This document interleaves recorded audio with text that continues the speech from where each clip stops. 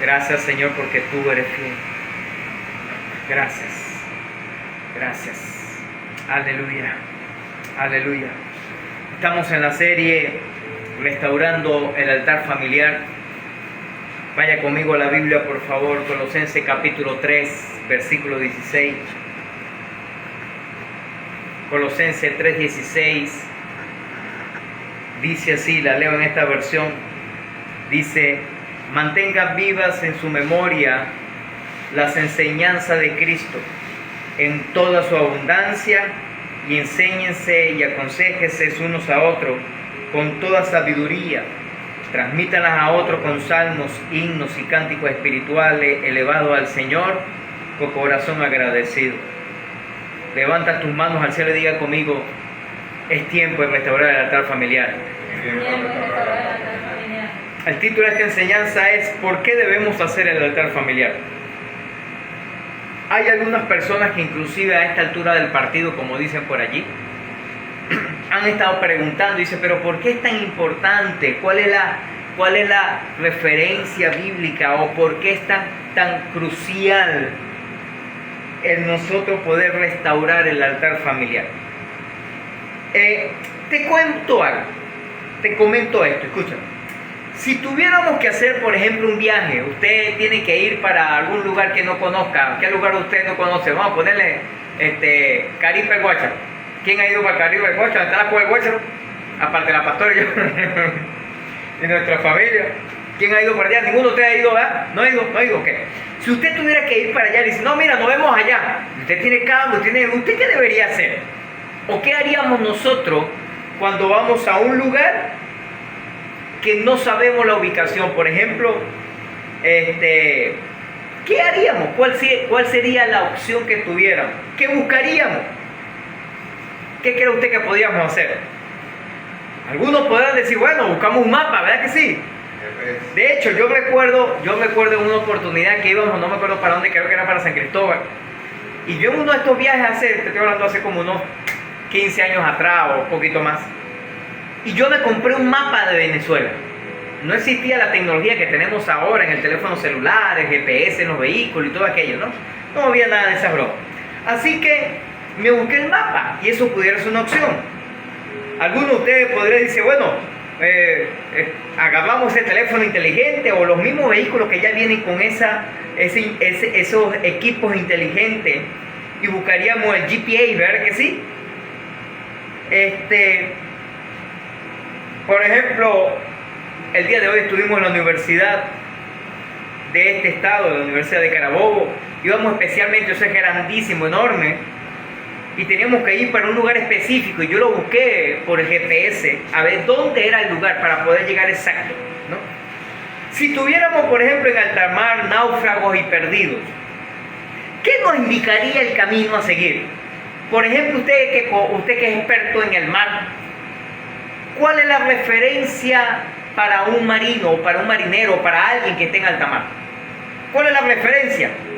¿Qué es lo que normalmente se ve? Por ejemplo, lo vemos en las películas y broma. Bueno, mira, aquí para que no te pierdas, donde tenemos que buscar el faro. ¿Verdad que sí? Donde están las lucecitas, bueno, allá está el faro, allá para allá es que tenemos que ir. Entonces, todos nosotros como seres humanos estamos en el viaje hacia la eternidad.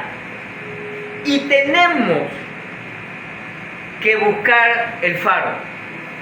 Tenemos que buscar el GPS. Tenemos que buscar ese mapa que necesitamos para llegar a la eternidad. Pero saben, son pocos los que en realidad buscan ese faro, el mapa o el GPS, que nos indica la ruta perfecta para llegar al lugar correcto. Escúchenme, la Biblia es el manual de instrucciones, es nuestro mapa, es nuestro faro o es nuestro GPS. Vaya conmigo por favor, Salmo capítulo 119, versículo 105. Salmo 119, 105, dice así: lámpara es a mis pies tu palabra y lumbrera a mi camino. Y este texto resume lo que la Biblia es para nosotros. Dice, tu palabra, Dios, es lámpara a mis pies. La lámpara es en la cual tenemos para saber dónde vamos a pisar, para no pisar en falso o para no pisar en un lugar equivocado y podamos caernos, tropezarnos o lastimarnos.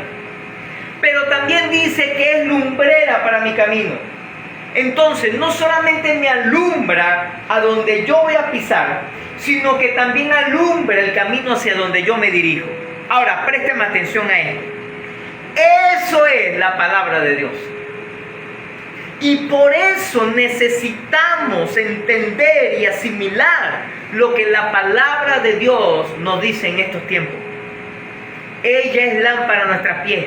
Por eso cuando usted y yo escudriñamos la Biblia, cuando usted y yo leemos, estudiamos la palabra de Dios, no tropezamos. Y si lo hacemos, bueno, mira, como un accidente, no todo el tiempo. Y sabemos también hacia dónde nos dirigimos. ¿Cuántos dicen amén? Amén. Escúchame. El altar familiar es parte fundamental del mapa, de la brújula, del faro o del GPS que necesitamos para llegar a puerto seguro. ¿Por qué? Porque en ese tiempo nos dedicamos constantemente a orar, a adorar, a exaltar al Señor y a estudiar su palabra como familia. En otras palabras, utilizamos las escrituras para enseñarnos a nosotros como familia, como faro, como luz, como mapa, como GPS, como brújula, hacia dónde debemos dirigirnos. Por eso es fundamental que hagamos el altar familiar. Y te tengo varias características, a lo mejor hoy te voy a decir uno o dos y la próxima te la digo el domingo. Entonces, ¿por qué es tan importante? ¿Por qué es fundamental realizar o que hagamos el altar familiar? Número 1, porque el altar familiar es un medio por la cual la palabra de Dios puede ser exaltada en el hogar. O sea, el altar familiar es una manera, una forma de las muchas que pueda haber, que nosotros exaltemos la palabra de Dios en nuestras casas. Vaya conmigo, por favor. Segunda de Pedro, capítulo 1, versículo 19.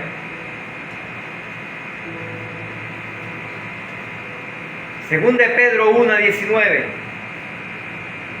Dice así: tenemos también la palabra profética más segura, a la cual hacéis bien en estar atento como a una antorcha que alumbra en lugar oscuro, hasta que el día aclarezca y el lucero de la mañana salga en vuestros corazones. Levanta tus manos al cielo y diga conmigo: no hay palabra más segura, dile. No hay palabra más segura.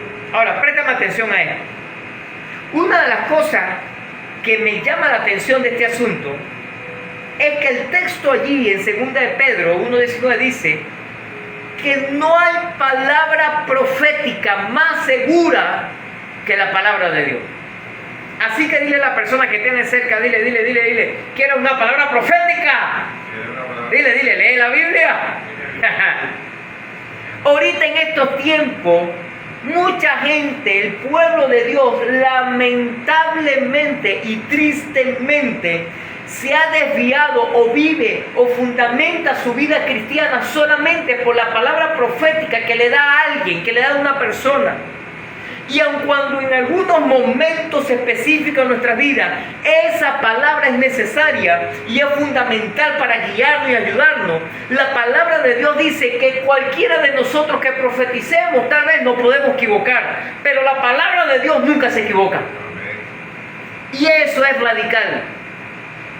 Entonces hay gente que vive solamente, ay, cuando usted me va a profetizar, pastora, suelta una profecía para mi vida, suelta una palabra, pastor, dame una palabra, quiero una palabra, lea la Biblia.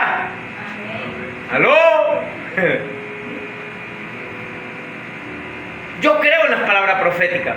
Yo creo en el don profético. Yo creo en los profetas. Pero no hay palabra más segura que la Biblia. Amén, así es. Y el texto dice, tenemos esta palabra profética, la más segura, dice, a la cual hacéis bien en estar atento. Dile a la persona que tiene cerca, dile, tenemos que estar atentos a la palabra de Dios, dile. Recuerdo una persona, se congregaba con nosotros un tiempo y siempre me decía, pastor, ¿y cuándo usted me da una palabra profética? Usted le da una palabra profética a muchas personas, pero a mí nunca me da nada. Y digo, porque la palabra profética no la doy yo, la da el Señor. Yo simplemente soy el instrumento que suelta la palabra. Y si Dios no tiene nada que decirte, yo no te voy a poner a inventar de decirte nada a ti. ¿Aló? Pero dice que tenemos que estar atentos como una antorcha que alumbra en el lugar oscuro. ¡Wow! Esto tiene mucha tela que cortar, pero voy a tratar de resumirlo. Escuchen. Solo la palabra de Dios puede traer luz en los lugares oscuros, en los lugares de oscuridad.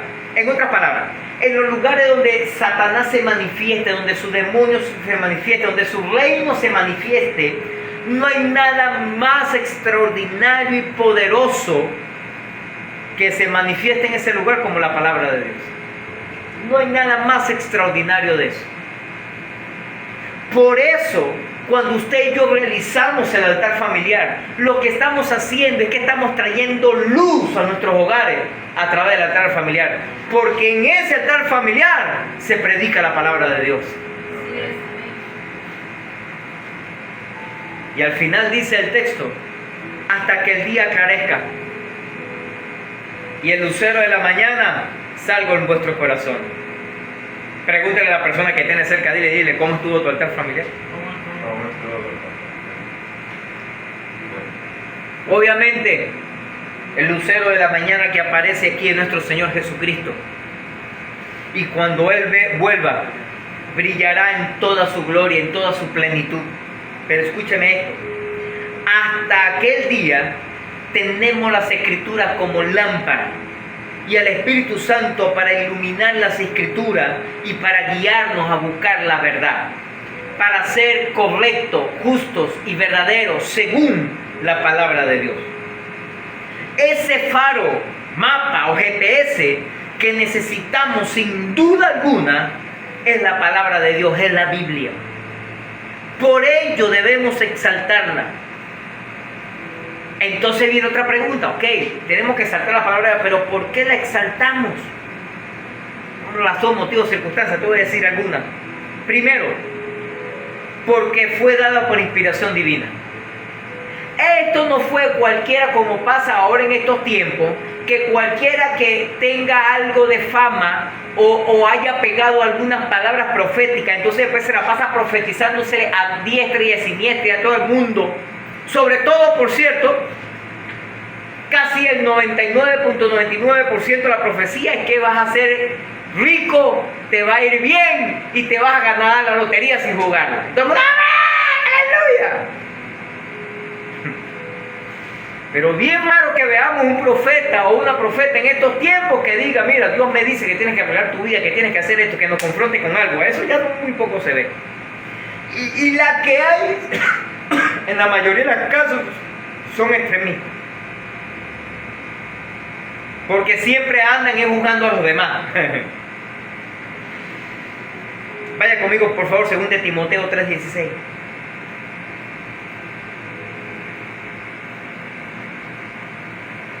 Según Timoteo 3:16 dice: toda la escritura es inspirada por Dios. ¿Cuánto de las escrituras?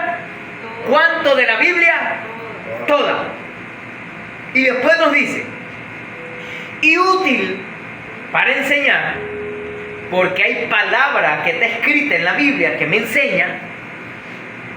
Para redarguir, hay palabra en la Biblia que me redarguye o me confronta. también para corregir. Hay palabra en la Biblia que me corrige.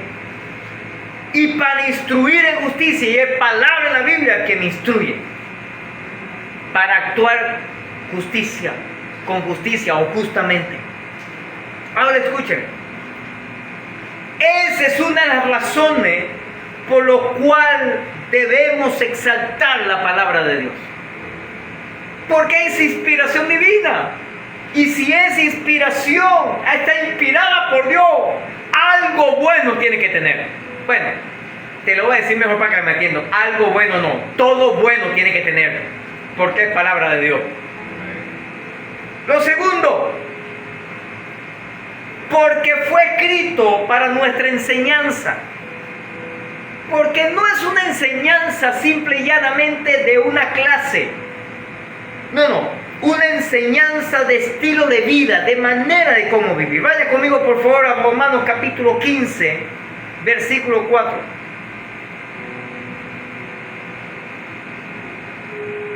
Romanos 15, 4. Dice así.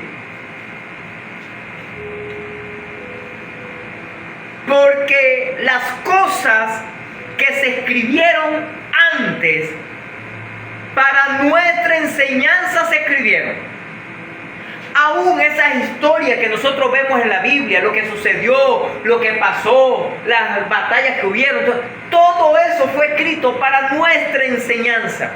Después dice, a fin de que por la paciencia y la consolación de las Escrituras tengamos esperanza. Levanta tu mano al cielo y diga conmigo, yo tengo esperanza en el Señor y en su palabra.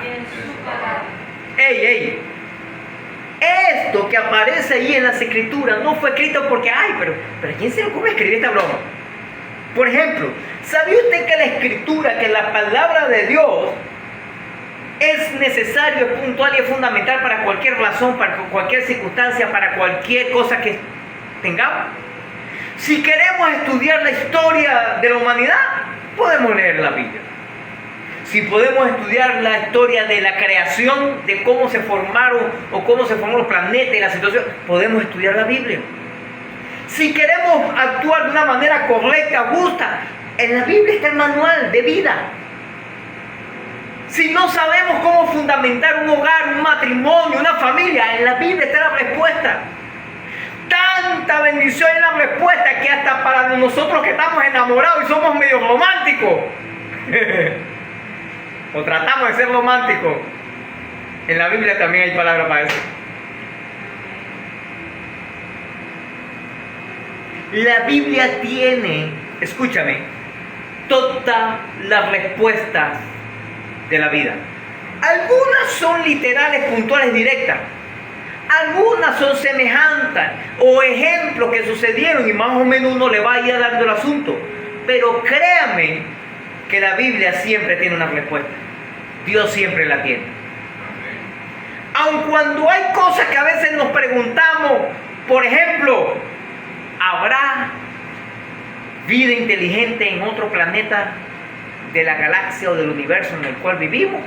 Bueno, la Biblia no habla de eso, pero sí la Biblia dice que hay ángeles y demonios, y eso están por allá. ¿Aló? Así como pueden estar por acá también. Pero hay.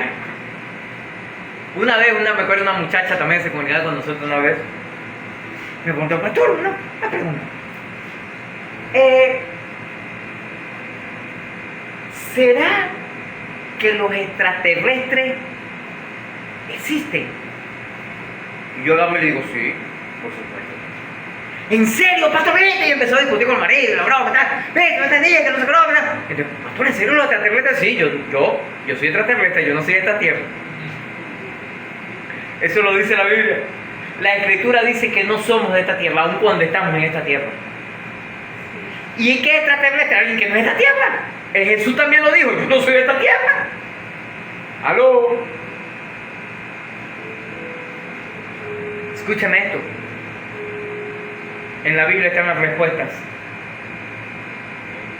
En la Biblia están las respuestas. Tercero, que debemos exaltar la palabra de Dios. Porque es una guía inerrante, en otra palabra, no se equivoca. Como yo decía un momento, yo puedo dar una palabra profética y a lo mejor yo me puedo equivocar por mis emociones, mis sentimientos, por equivocaciones, o porque yo pensé que era así de esa manera, o por cualquier razón, o porque dije que iba a suceder algo y como estoy tan emocionado, digo, ya va a ser, y en cualquier momento, y antes que este mes se acabe, no te preocupes, y no sucede, y que no sé, pueden pasar muchas cosas, pero la palabra de Dios no se equivoca.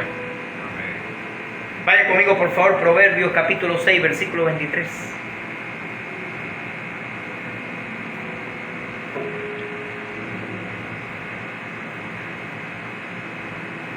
Proverbios 6:23 dice: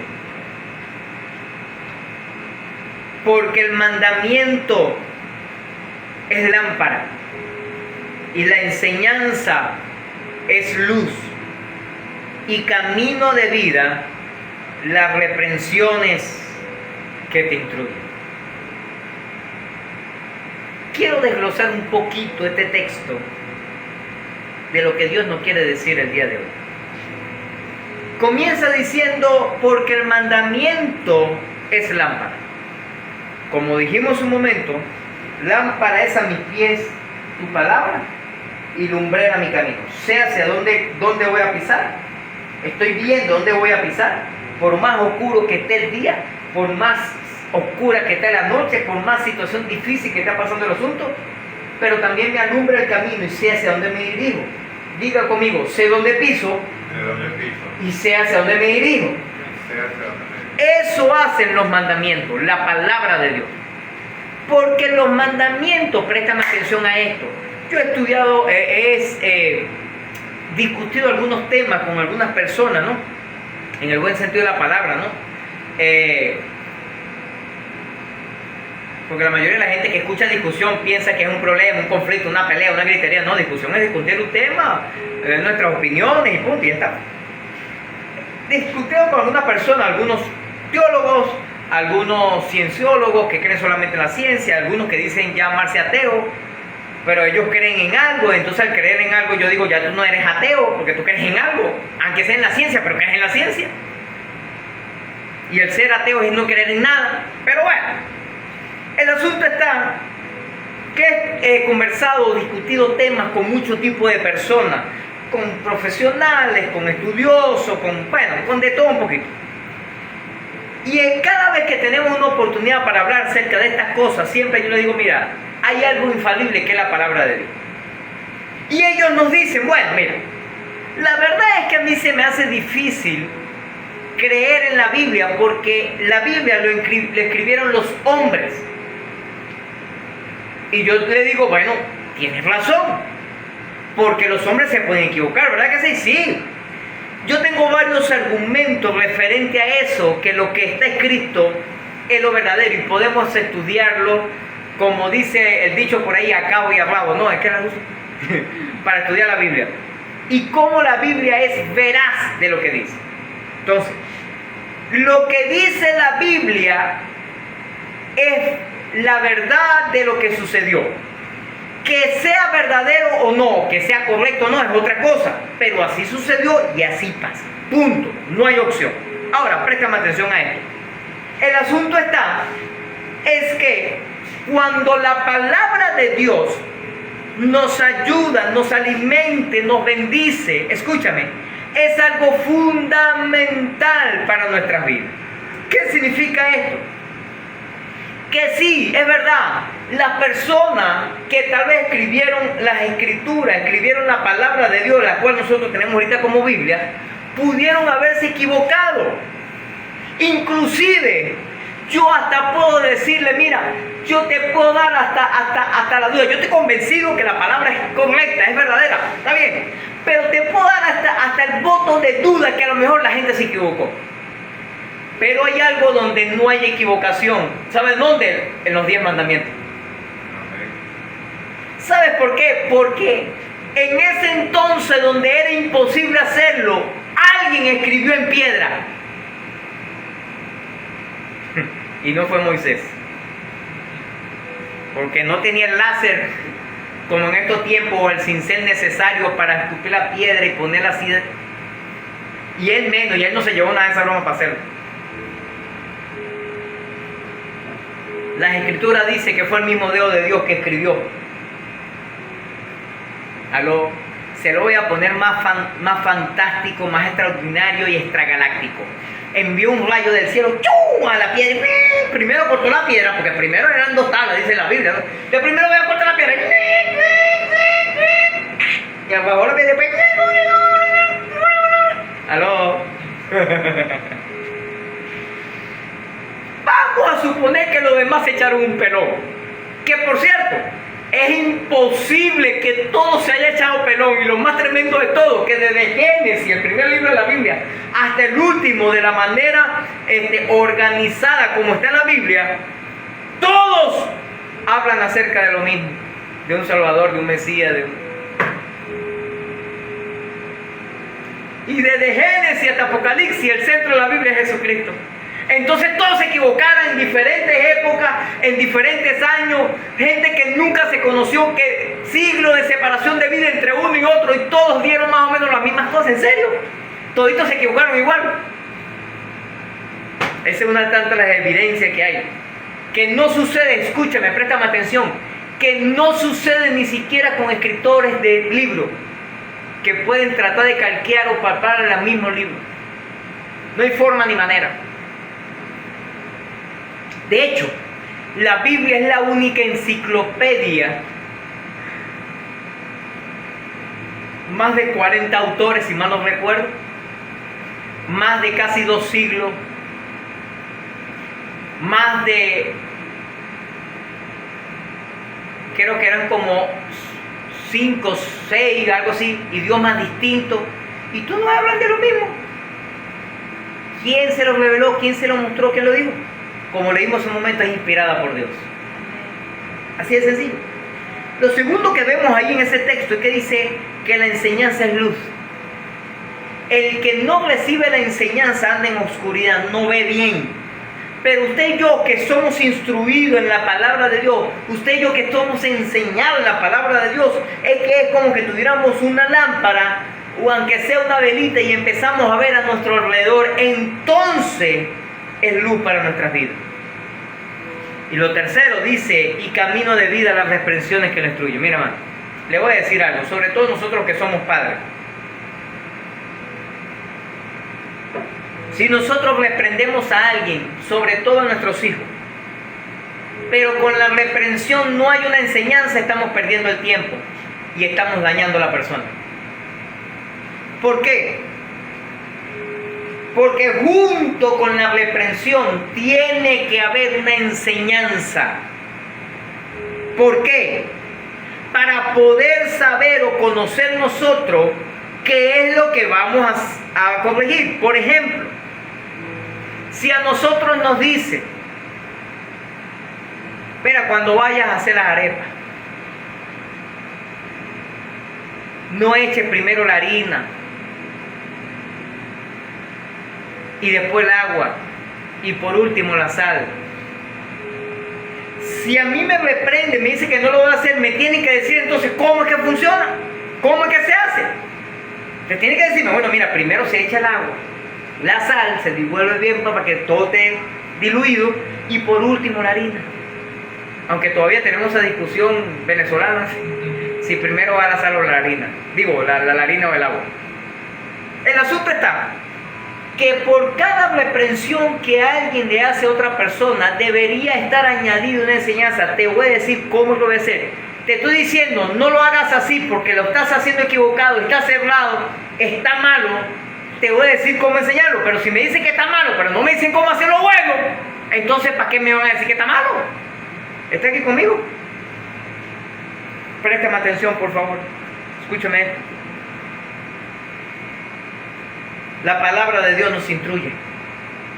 Por eso debemos hacer el altar familiar. ¿Cuántos dicen amén? Amén. Lo segundo que te voy a decir hoy. ¿Por qué debemos hacer el altar familiar? Porque el altar familiar es un medio por el cual la familia entera puede orar juntos y de forma íntima. Lo segundo por lo cual debemos hacer el altar familiar es porque es un medio por el cual la familia entera puede orar juntos y de forma íntima.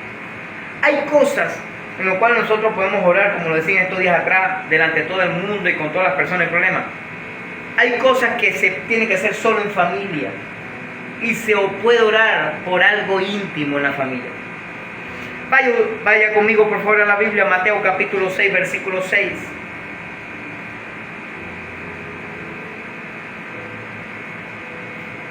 Mateo 6:6 dice: mas tú cuando ores, entra en tu aposento y cerrada la puerta, ora a tu Padre que está en secreto. Y tu Padre que ve en lo secreto, te recompensará en público. El Señor no nos prohíbe que oremos en público al decir esta palabra. No, tú cuando ores, hazlo escondido en tu cuarto. No estoy diciendo, no te prohíbo que lo hagas en público. De hecho, lamentablemente he conocido algunas personas que creen esto, que se dicen ser cristianos y dicen: no, porque el mismo Jesús dijo que cuando vamos a orar, que entremos a nuestra habitación y cerramos la puerta y aquí vamos a orar. Así que no lo podemos hacer en público. Es equivocado, es malo, es dañino hacerlo. No. Jesús no está diciendo que hacerlo en público no es correcto, es malo, es dañino o lo que sea. No. Él lo dijo porque algunas personas, especialmente los líderes religiosos de aquellos tiempos, querían que lo vieran como santo. No oraban en la intimidad, no buscaban el rostro del Señor, no buscaban el Espíritu Santo, la intimidad con el Espíritu Santo e intimidad, pero lo querían hacer en público para que todos los demás lo vieran. Le dijeron: ay, Él es tan santo.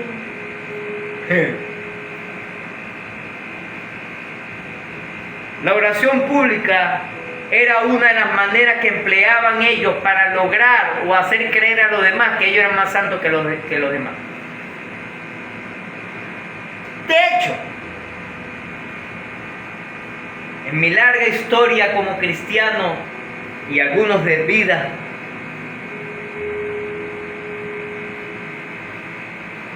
he escuchado algunas oraciones de alguna gente que a veces uno se voltea como que le dice como que Evan, y este ¿de dónde salió? De hecho, hay una publicación tipo meme por ahí en las redes sociales, que se aparece el niño a hablar con el papá y se le acerca y se la arrodilla y levanta las manos y le dice: oh Padre que está sentado en su sillón favorito, hoy vengo delante de ti en súplica, en petición, humillado, para clamar a ti y pedirte que en tu voluntad divina extienda tus manos para poderme comprar un helado. Y el papá ya va. Aguántalo ahí. ¿Por qué no simplemente viene y me dice: papi, ¿no me puedes comprar un helado? Y el niño le responde y me dice: bueno papá, pero ¿qué va acá? Es que como cada vez que tú te acercas a orar al Padre Celestial, oras de esa manera, yo estoy pensando que esa es la manera correcta de pedir algo para que le den. ¿Sabe? Tenemos que ser sinceros y transparentes para con el Señor. ¿Cuántos dicen amén? Escúchame esto, por favor.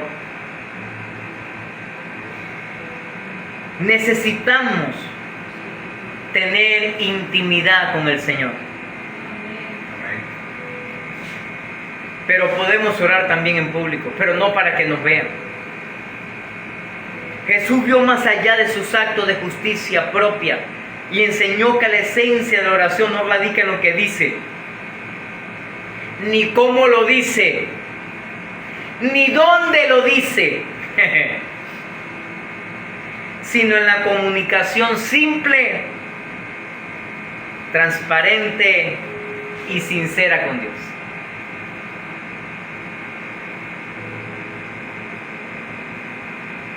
Es válido orar en público, claro que lo podemos hacer.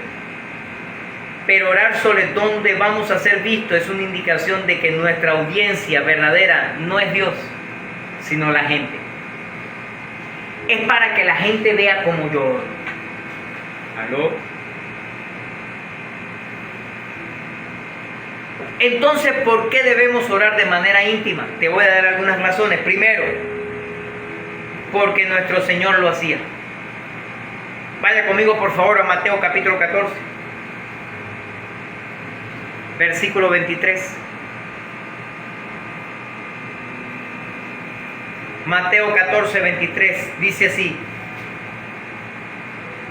despedida la multitud, subió al monte a orar aparte, y cuando llegó la noche, estaba allí solo.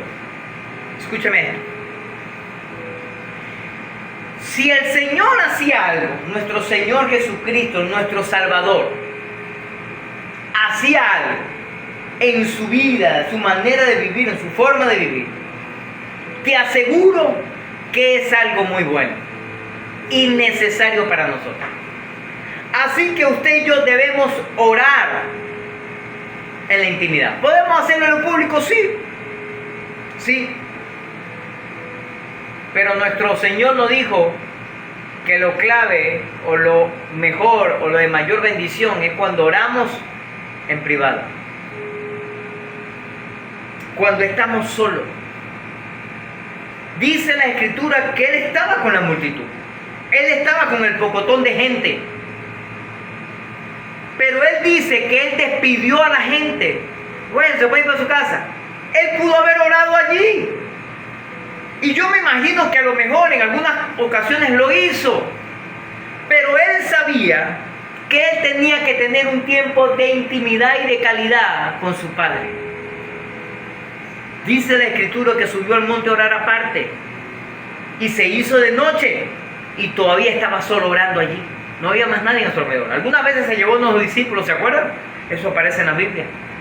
Que se llevó atrás y después se quedaron igualitos, se quedaron durmiendo, pero bueno, pero por lo menos se lo llevó. ¿Por qué debemos orar en intimidad? Lo segundo, ¿por qué te voy a decir? Porque era prioridad para Jesús.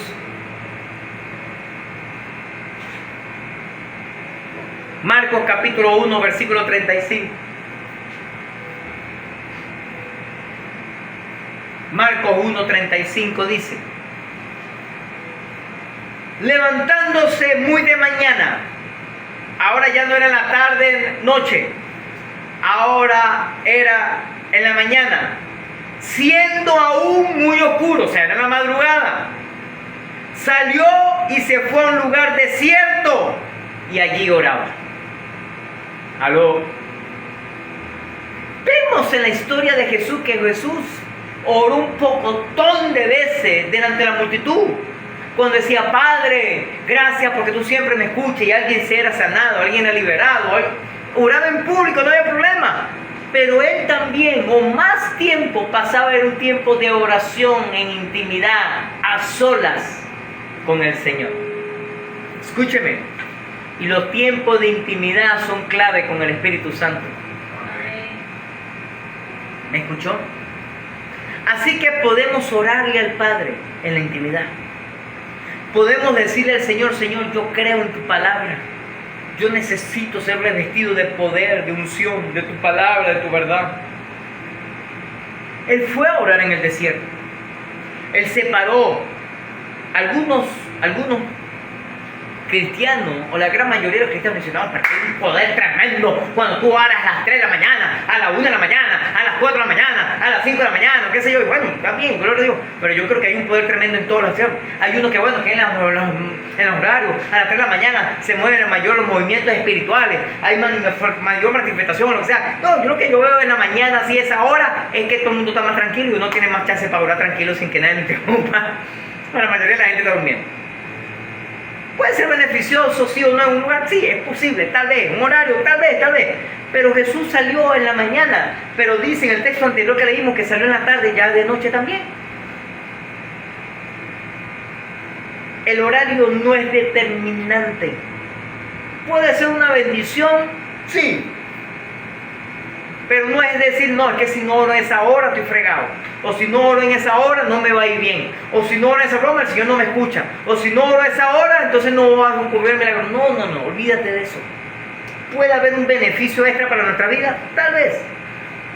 Pero no es determinante para que Dios haga un milagro. Para que Dios sobre. Tercero, que debemos orar en intimidad.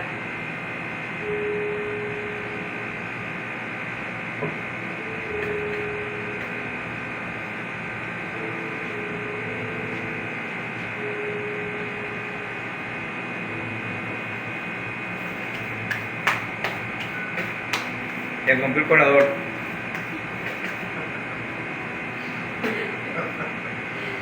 Padre amado. Ok. Tercero. Para no dejar que nada se convierta en obstáculo para la oración. Porque una de las cosas por lo cual uno ora a veces en las madrugadas o en las noches tarde, es porque no hay nadie que le fastidie. Todo el mundo está durmiendo, está descansando, ¿no?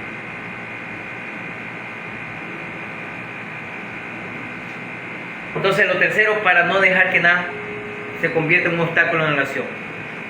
Pero hay algo clave que hizo un hombre que me llamó profundamente la atención. Vaya conmigo por favor a Daniel capítulo 6.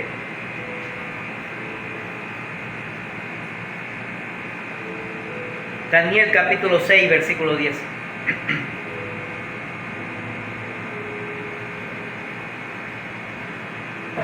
Dice así,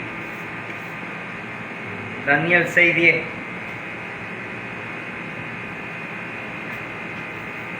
Dice, cuando Daniel supo que el edicto había sido firmado, entró a su casa y abiertas las ventanas de su cámara, de su habitación, del lugar donde dormía, vivía, que daban hacia Jerusalén, se arrodillaba 3 veces al día y oraba y daba gracias delante de su Dios, como lo hacía o como lo solía hacer antes. Levanta tus manos al cielo por un momento y diga conmigo, Señor, ayúdame, para que no haya obstáculo para la oración. Escúchame, algunos o la gran mayoría de nosotros conocemos la historia de Daniel. Le resumo para los que no conocen mucho esta historia. En una oportunidad el rey, el que mandaba en ese lugar, dijo, mira, por oposición, por motivación o intención de perjudicar a Daniel, animó al rey a hacer un edicto, una ley, que en su reino no podían adorar a otro Dios que no fuera él. Y el que orara a otro Dios debería de morir. El asunto está que cuando hay una ley de esa manera, la mayoría de la gente obedece y dice, bueno, mira, yo prefiero adorar al rey que está ahorita y no al Señor Dios Todopoderoso, porque si no me mata. Pero Daniel tomó una decisión. Daniel fue radical. Y dice las Escrituras que Daniel supo del edicto, de la ley que había sido firmado por el rey. Pero yo me supongo que Daniel, aquí especulando un poquito, dice, ok, mira, supiste lo de la ley, que no puedo orar, ok, está bien. Pero dice la Escritura, dice que entró a su casa,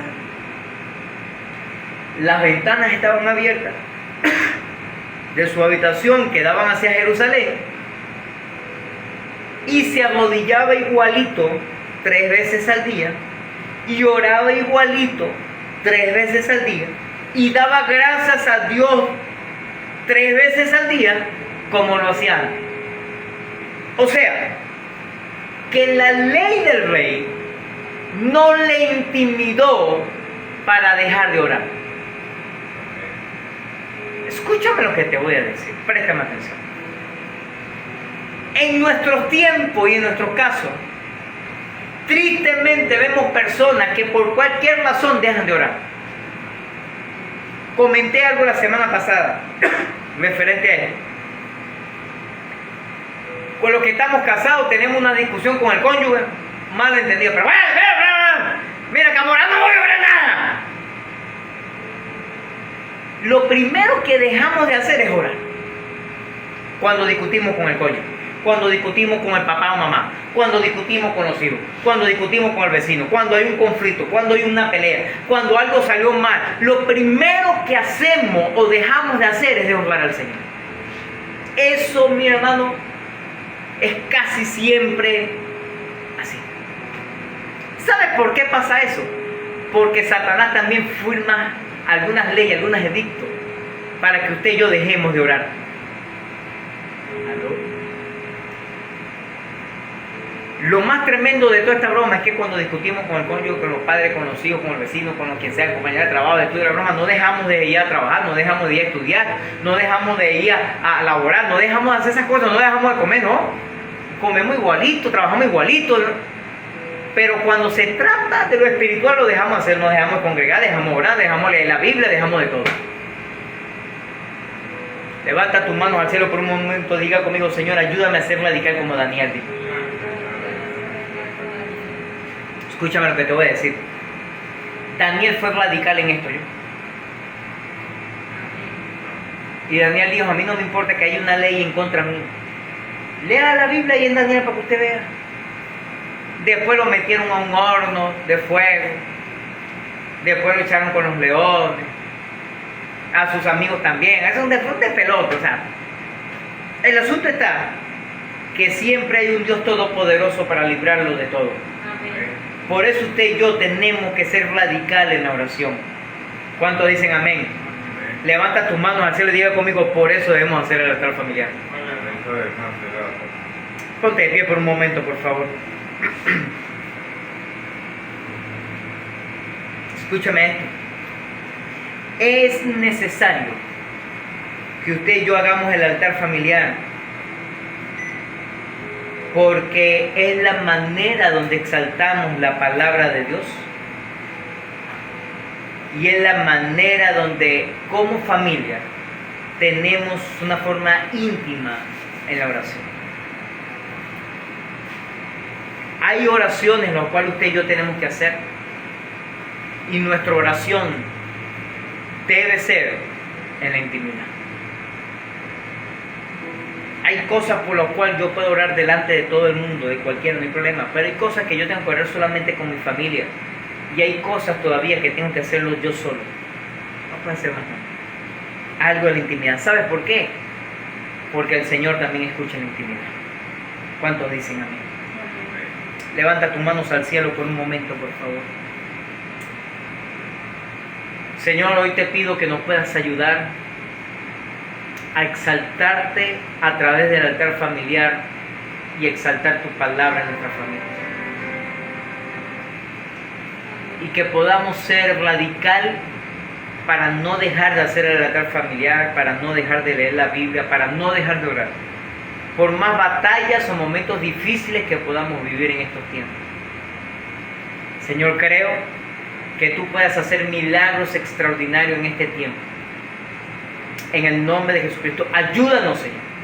Ayúdanos a serte fiel, a ser radicales de fieles como Daniel, a ser radicales de fieles, Señor, como tú lo hiciste en tiempo de oración. En el nombre poderoso de Jesucristo. Gracias, Señor, porque tú eres fiel, porque tú eres maravilloso y porque tú eres poderoso. Oh, mamá, que el Señor manifieste sobre tu vida en este tiempo, para que seas radical en servirle al Señor, radical en orarle a Él, radical, escúchame, en serle fiel, como Daniel. Que no venga, no importa lo que pase, lo que suceda.